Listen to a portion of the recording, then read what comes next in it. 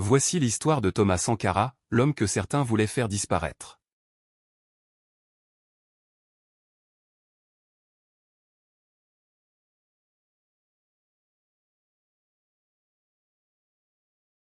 En seulement 4 ans, il a transformé son pays, défié le système et marqué l'histoire de tout un continent. Avant 1983, le Burkina Faso s'appelait encore la Haute-Volta. Un pays pauvre, dépendant, oublié. Comme beaucoup d'États africains après les indépendances.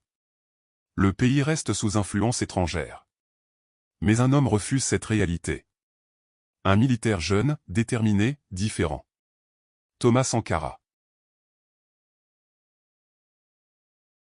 Le 4 août 1983, tout change. Un coup d'État porte Thomas Sankara au pouvoir. Et immédiatement, il choque. Il refuse le luxe. Il parle vrai. Il veut tout changer. Premier acte. Il renomme le pays. La Haute-Volta devient Burkina Faso. Le pays des hommes intègres.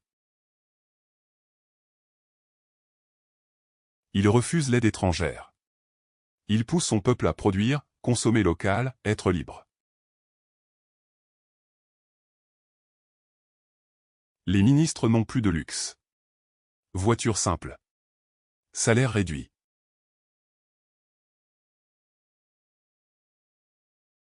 Il interdit les mariages forcés. Il défend les droits des femmes. Il change les mentalités. Vaccination massive. École construite. Résultats visibles. En quelques années, le pays se transforme. Mais ces idées ne plaisent pas à tout le monde.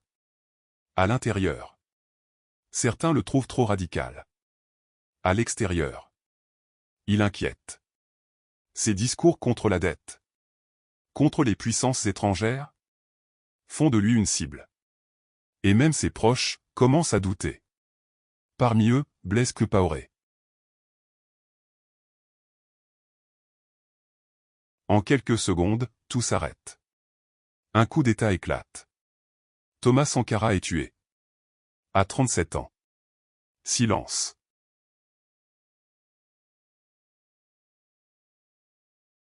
Son ami, Blaise Compaoré, prend le pouvoir. Et très vite, les réformes disparaissent.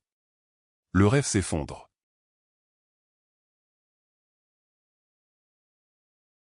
Aujourd'hui encore, Thomas Sankara inspire des millions de personnes. Parce qu'en seulement 4 ans, il a prouvé une chose. L'Afrique peut se relever.